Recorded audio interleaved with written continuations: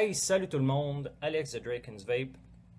Aujourd'hui, je voulais vous parler de la Bello V2. Bello V2 de e-Sigity.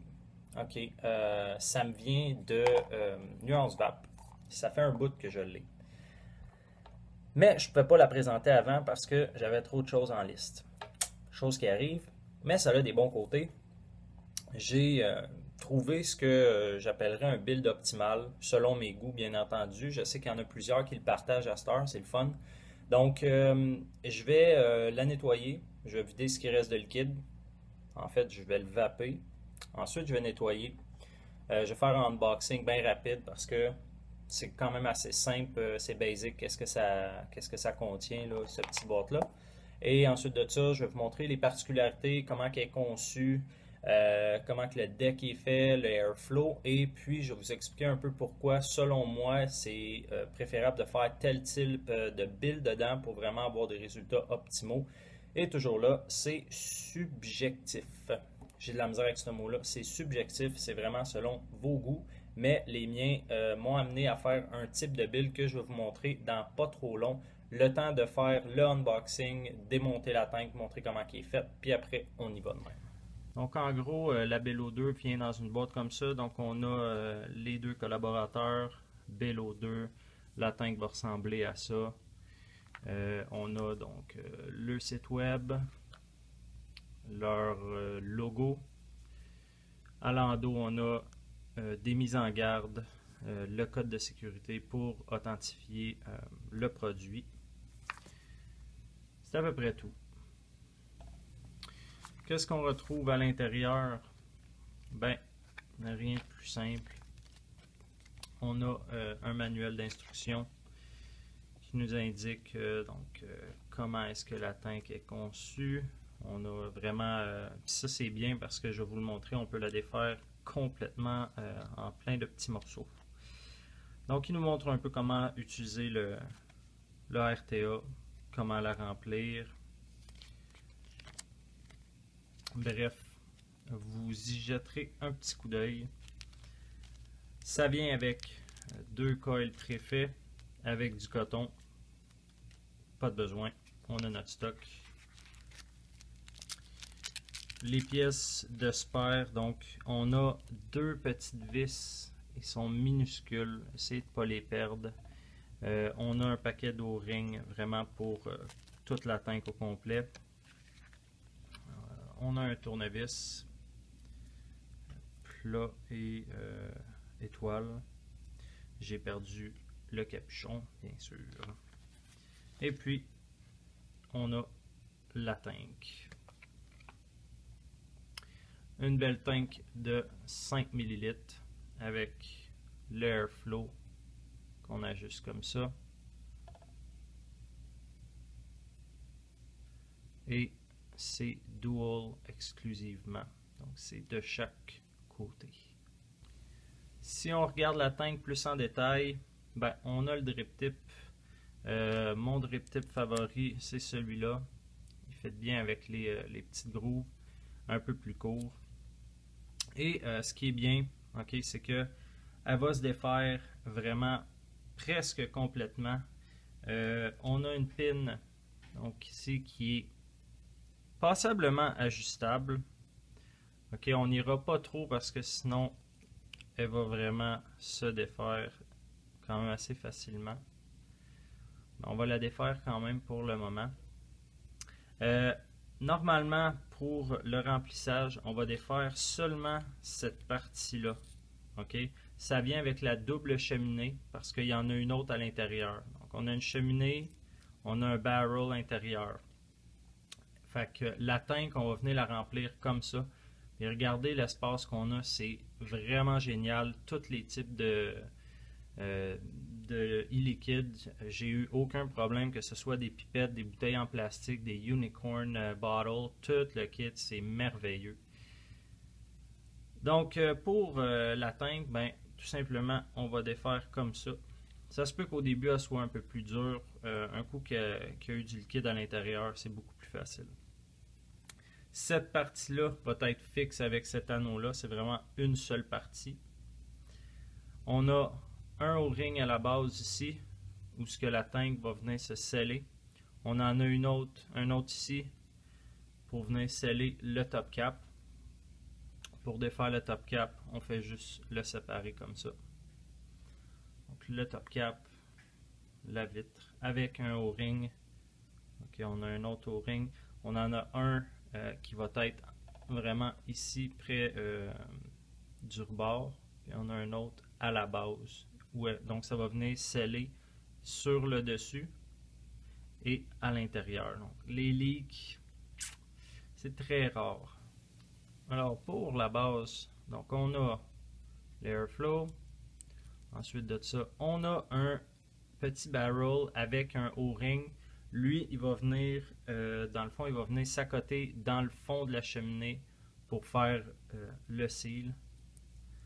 On l'enlève comme ça et ça nous laisse voir l'intérieur. Et les particularités de la tank, je vous dirais, les juice channels qui sont gigantesques. Pour du OVG, c'est extrêmement pratique. J'aime beaucoup les vis étoiles. Le airflow semble énorme, mais au final, je trouve qu'on manque un peu d'airflow. Mais avec le build que je vais vous montrer, on vient pallier à ça et on devient vraiment avec un montage de saveur. C'est exceptionnel. J'ai adoré cette tank. Pour le nettoyage, on peut littéralement défaire le deck de la base en autant qu'on ait enlevé la vis, donc la pine centrale. Alors là, on va avoir accès vraiment à toute la base de la tank. Puis souvent, c'est ici qu'il va se ramasser beaucoup de liquide. En fait, je crois en avoir, mais je peux vraiment venir la nettoyer directement à l'intérieur. C'est pas le cas de toutes les tanks que j'ai vus. Ensuite de ça, on peut même aller jusqu'à enlever le petit O-ring qu'il y a ici, délicatement. Et si vous avez des ongles, ce que j'ai rarement, on peut défaire le airflow, donc la ring d'airflow. Et même chose, on peut venir nettoyer si vous avez eu des leaks énormes. Et puis là, si vous regardez la petite vis qu'il y a là, c'est elle qui vient s'interloquer, si vous voulez, dans le airflow ring. Il y a comme une petite encoche. Donc quand on va venir la remettre, s'assurer de mettre l'encoche avec la petite vis. Et tout simplement comme ça, on va pouvoir la réajuster. On va remettre notre O-ring. On remet le deck. Ensuite de ça, on met notre pin en cuivre qui fait une très bonne connexion.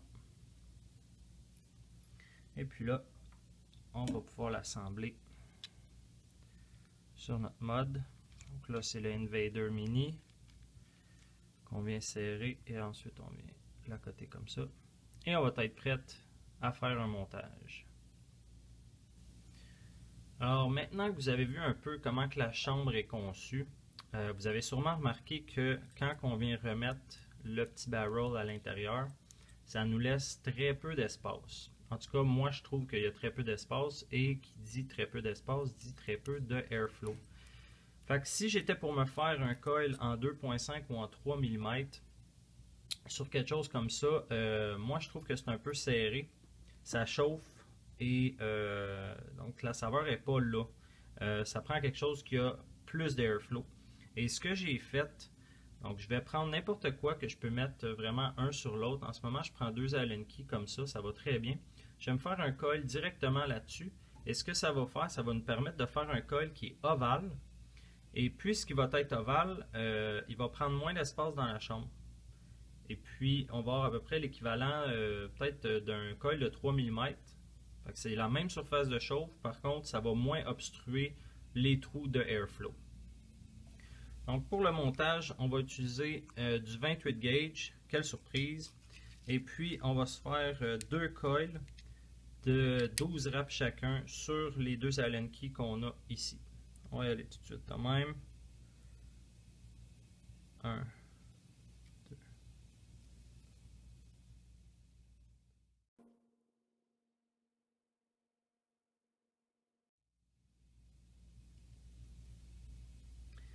Je n'ai fait un 13e parce que le dernier wrap, quand on fait des coils ovales, il est toujours, il est jamais très beau. Si on regarde là, le dernier wrap ici, il est un peu défait. Fait que lui, je vais tout de suite l'enlever comme ça. Mais je vais le laisser juste ici, comme ça. Puis l'autre côté, là, on va faire la même chose. Et on va le laisser en bas. Bon, ben là, il va y avoir du travail à faire, c'est évident. Donc pour positionner nos coils, moi ce que j'aime faire dans ce cas-là, c'est un peu différent. Vu qu'on a un lead en haut, un lead en bas, puis qu'il est ovale, j'ai pas envie de venir chercher le deuxième trou, donc le poste négatif. Fait que je vais juste le rentrer dans celui du milieu, dans le poste positif, et je vais enrouler le lead autour de ma vis. Et en essayant de garder le coil à sa position finale le plus possible, parce qu'ensuite, sinon, c'est un peu dur à repositionner. Donc, je vais m'assurer de le serrer dessus un petit peu, comme ça. Là, on va serrer celui-là ici, comme il faut. Et après ça, on va venir serrer celui en bas. Là, essayez de le positionner le plus possible où ce qui va, parce que sinon, les coils ovales, c'est dur un peu à ajuster. Ça devrait ressembler à peu près à ça. S'assurer de ne pas toucher ici au pôle positif. Un coup qu'on va être placé comme ça, s'assurer de reculer le coil un peu du pôle positif, vraiment pour éviter de faire un short. Et puis là, délicatement, on va venir enlever nos Allen keys. Parce que là, il faut être très délicat parce que vraiment, on ne peut plus repositionner énormément. Et puis, vous allez remarquer qu'il va devenir un peu... il va changer d'axe un peu, mais c'est pas grave. L'important, c'est qu'il reste ovale. Donc là, ce que je viens de faire, c'est j'ai enlevé les leads.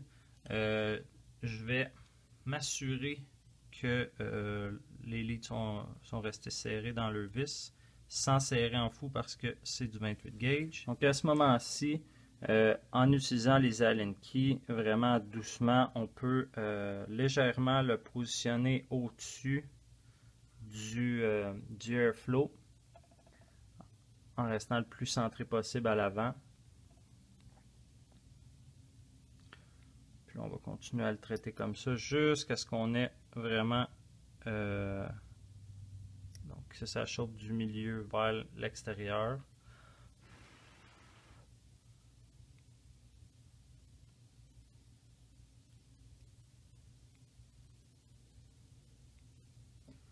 Vous n'êtes pas obligé d'aller à cette chaleur-là non plus. Donc vous pouvez baisser votre wattage. Là. Mais grosso modo, on va se retrouver avec un coil qui va être plus uniforme qu'au début. Là, lui, il joue avec ma patience. Bon, en tout cas, on a compris l'idée. On va se retrouver avec un coil ovale qui ne prend pas beaucoup de place, mais qui a énormément de surface de chauffe comparé à ce que je mettrais si je voulais vraiment utiliser un tournevis de cette grosseur-là, je perdrais beaucoup de surface de chauffe. Je vais faire l'autre côté, je vais le chauffer, après ça je vais vous montrer comment je mets le coton. Alright, donc l'idée ça va être d'essayer d'avoir deux coils ovales qui vont allumer dans ce style-là le plus uniformément possible et en même temps. Ok, je vais vous montrer comment on met le coton. Pour le coton, vous pouvez utiliser ce que vous préférez. Moi, je suis encore sur du Shiseido parce que c'est ce que je préfère. Donc, je vais me couper une largeur qui va être légèrement moins large que l'épaisseur du coton ou presque la même chose. Ensuite de ça, On va l'aplatir au lieu de le rouler. Vraiment l'aplatir sur le sens de la longueur, si on veut, ou de la largeur. Bah, vous jugerez. Mais on va le garder plat et on va rouler seulement un côté. Une bonne pointe serrée. Puis, on va passer au travers de notre coil. Là, quand vous allez le passer, assurez-vous de garder le plat dans le même sens que l'ovalité de votre coil. OK, un peu comme ça. Plus mince, plus large. On va répéter ça de l'autre côté. On va se retrouver avec quelque chose comme ça. Et moi, pour la longueur, je vais venir couper vis-à-vis, je vais essayer de vous l'indiquer, les filets ici. Donc, je vais venir couper en ligne avec ça. Vous pouvez même vous installer comme ça, à côté dessus. Là, si vous avez des bons ciseaux, ça aide. Donc, comme ça, ici.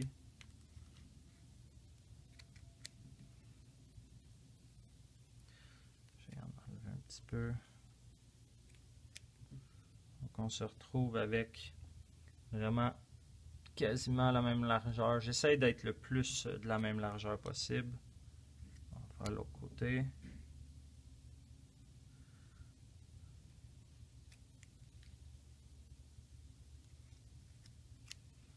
Bon, ça devrait suffire. Le but, c'est qu'il n'y en ait pas qui viennent prendre dans les filets. Si jamais vous n'avez un peu trop, ben, tout simplement le trimer. Là, pour voir l'ajustement final, prenez votre liquide, mouillez bien vos coils. Hop là, lui a bougé.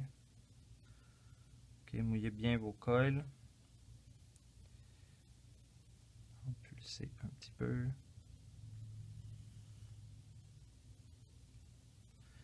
Et là, moi ce que j'aime faire, j'essaie de le faire le plus beau possible devant vous. Vas-y. Okay. Je vais venir le placer dans la groove. Et la partie qui est ici, okay, qui cherche à aller dans les filets, je vais juste la virer à l'envers, comme ça. Donc là, on est en ligne avec notre juice channel et rien ne va obstruer les filets. Donc on descend comme ça et le reste, on va le glisser par derrière. On est bien en ligne avec le juice channel, mais on n'obstrue pas les filets. Et si vous voyez que vous êtes trop court ou trop long, c'est le temps de le faire parce que tantôt il va être trop tard. Donc, on s'appuie bien comme ça. On envoie le reste par en arrière. OK. L'autre côté. En arrière comme ça. Là, théoriquement, si on a bien fait ça, notre barrel va rentrer comme si de rien n'était. Et voilà. Là, c'est le temps de faire un test, voir si notre résistance est correcte, il n'y a pas de short. Parfait. On fait un petit test. Ouh, ça fait bien. Je vais vous montrer comment on remplit la tank. C'est très simple. Premièrement, on va l'assembler. On remet la vitre et le top cap. Tout simplement. Là, ben, on va remplir.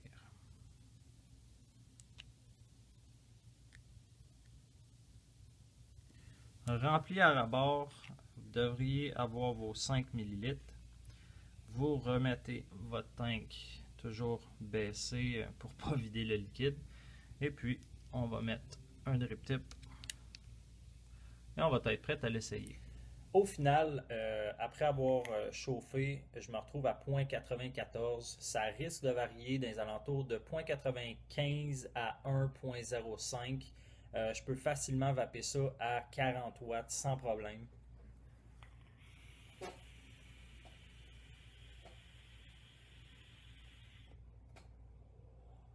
Si vous écoutez votre coil comme je fais d'habitude,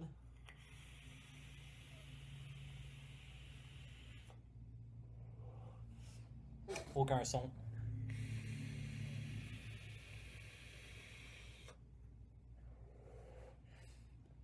Si vous avez bien suivi les étapes, donc de mettre votre coil le plus proche possible de la pin positive, bien sûr sans y toucher, vraiment, plus vous êtes proche, plus vous allez avoir du airflow. Avec le coil ovale, vous avez une belle surface de chauffe, donc ça fait énormément de vapeur. La wick, bien important de la mettre vis-à-vis le channel, l'excédent, vu qu'il est quand même assez large. Moi, je le rentre derrière. Assurez-vous de faire ça comme il faut. Vous n'aurez pas de dry hit si vous l'avez bien wické. Si c'est trop serré, vous allez avoir des dry hits. Si c'est trop lousse ou vous avez mal placé votre wick, vous allez avoir évidemment des leaks. Donc vraiment faire attention, prendre le temps de bien wicker. C'est quand vous l'avez dans les mains ouvert que c'est le temps de le changer parce que après coup, c'est fatigant, il faut virer à l'envers, on prend un Kleenex, on nettoie. C'est vraiment du temps perdu. Je pense que si vous prenez 2 minutes pour vraiment bien wicker, vous allez avoir des beaux résultats. Revenez-moi là-dessus, c'est un call très intéressant. Je l'ai aussi de builder dans ma Goliath 2, dis-je. Puis même chose, des très bons résultats. Alors, c'était la Bello 2 avec les coils ovales en 28 gauge. J'espère que vous allez aimer ça. Donnez-moi des comebacks, soit dans les commentaires, soit directement sur Facebook. Gênez-vous pas, donnez-moi vos appréciations, votre expérience. Je pense que c'est important de le partager. Sur ce, passez une belle soirée et une bonne vape.